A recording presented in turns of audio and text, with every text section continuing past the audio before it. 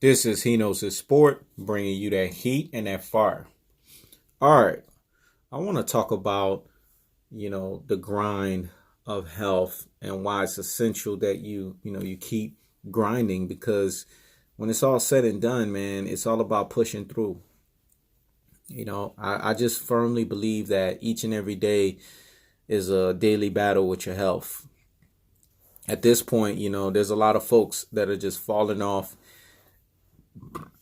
or have fallen off of their, health goals and their health journey. Because to them, like I said, they treated it as a temporal or seasonal mindset. They didn't just take it as a long-term thing. They treat it as, oh, I just need to get to the summer so that I can have a beach body or I can look good for the summer. You know what I'm saying? I'm doing this so that people could say that I look the way that I used to. See, when you have that mindset and you have that perspective for your health, you're not going to reach your goals. You're not going to be successful. And for those who do obtain success, it doesn't last, because what happens after, that has been satisfied?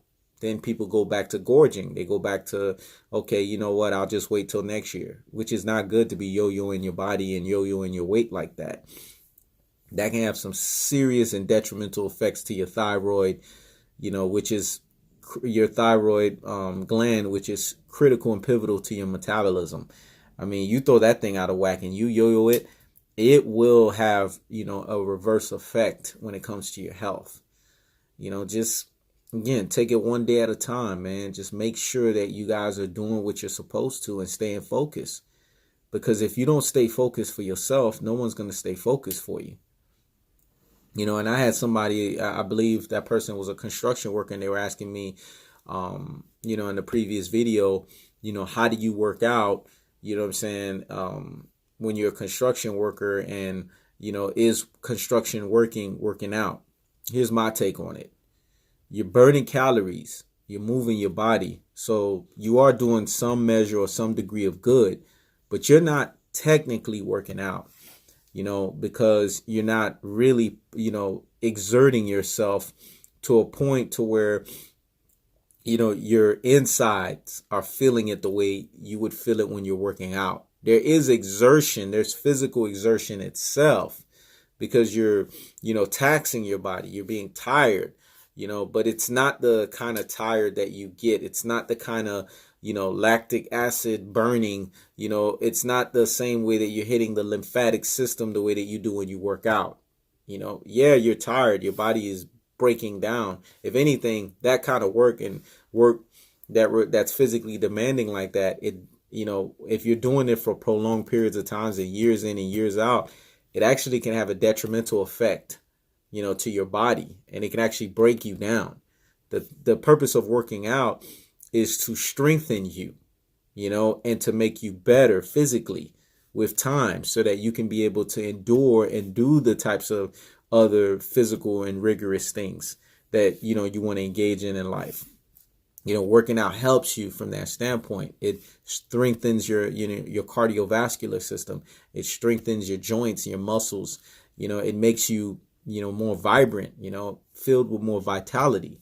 So that's where the fine line between the two are drawn, because one is breaking you down systematically and physically, and the other one is bringing you up. Of course, there is such a thing as proper form and working out the right way and doing things the way that you're supposed to, because if you're not working out the right way and you're overexerting yourself, then you're actually doing the same things that you would if you're working strenuously, in construction work, or if you're doing, these types of UPS FedEx jobs where you're just throwing packages, left and right and moving packages around. When I say throwing, I'm not saying that they actually throw it. I just mean like they're moving stuff back and forth. There's a repetitive motion of that. That does take a toll on your body. It wanes you. But working out is supposed to be for your betterment. It's supposed to help you physically so that you can be stronger and you can be able to endure. So that's the difference between the two. And my take on it, my answer to that person is, you want to incorporate working out. You want to add anywhere between 30 minutes, to start off, 30 to 45 minutes of working out moderately and intensely on top of the construction work. And you want to do that 4 to 5 times a week. But as you progress, you want to make sure that it starts getting to a point where your workout's going to 45 minutes to an hour and a half, or up to 2 hours of moderate to supreme intense workouts 4 to 5 times a week. If you do a total body workout, you can accomplish 4 days a week. That looks like a Sunday, a Tuesday, a Thursday, and a Saturday. And boom, you get your workouts in. And I guarantee you that work that you're doing, that construction work or wherever work it is, that's breaking your body down, that working out is actually going to help your body to be able to handle the rigors of that work. Because the reason why your body could be breaking down doing that work is it's not in shape. Yeah, you're moving around and you're doing things, but your body's not in shape. You're not toned. You don't have the muscle definition. Your cardiovascular system is not strong. And this is why working out is important, because it does that. It builds your cardiovascular system. It helps it to be strong, the muscle there, the muscle fibers in your heart. It helps it to stay strong and to beat fluidly, and it helps your muscles to be able to build and to handle that kind of stress that you're putting it through on a daily basis. So that's why it's imperative to incorporate workouts on top of that kind of work. Hopefully I answered your question. But you just gotta grind, man. You gotta work out and you gotta do that.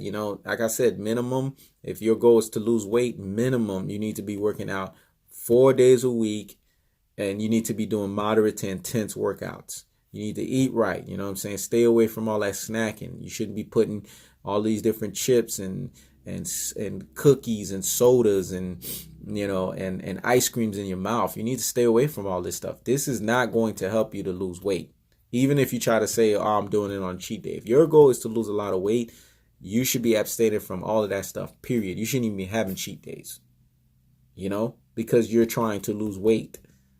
So you have to become disciplined. You have to be extra strict on what you're doing. And when you eat, you need to, have moderation. You need to make sure that you're eating, you're not overindulging yourself and you're not killing yourself with eating so much food.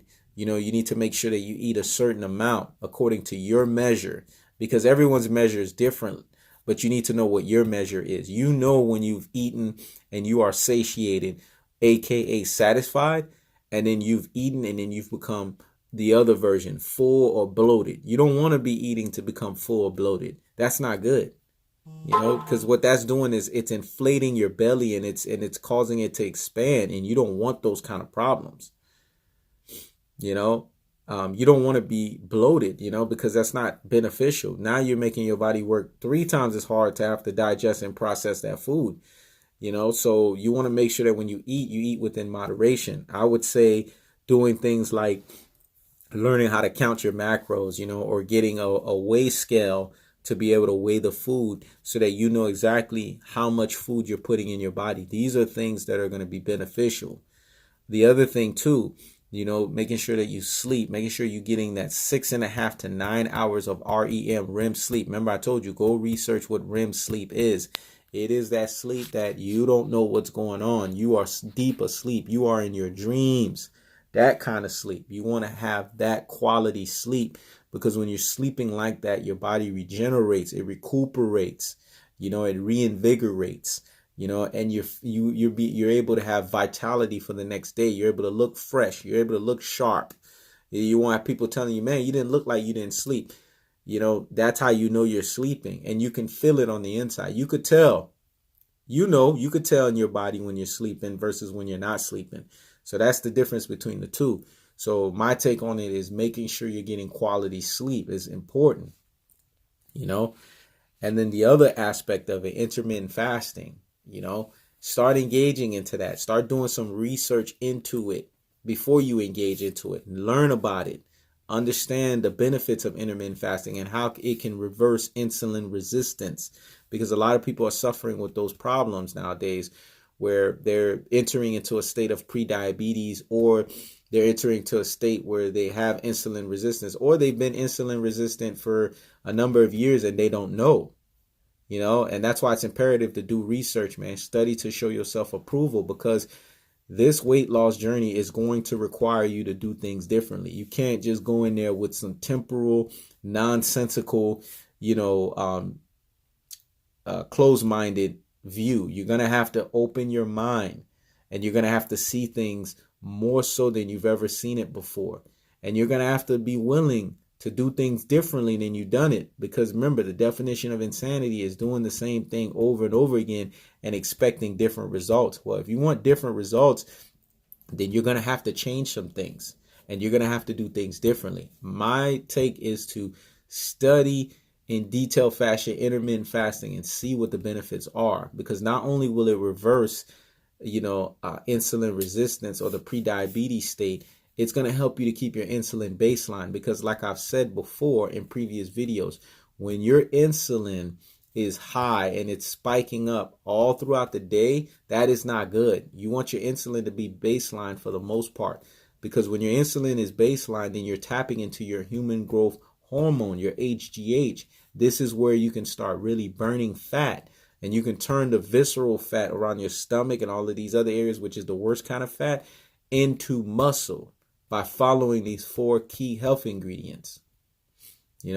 So just do your research, man, and see what I'm talking about, because it's going to take time and it's going to take a lot of research. You're just not going to figure everything out in one day. This is why it's called the health journey, because you're going to have to go through the journey of learning, and reopening your mind to things. And trust me, you will succeed if you do this. If you take the time and the patience and you really go in there invested in what you're trying to accomplish and succeed, you will see the results and you will succeed. This is Henosis Sport, checking out.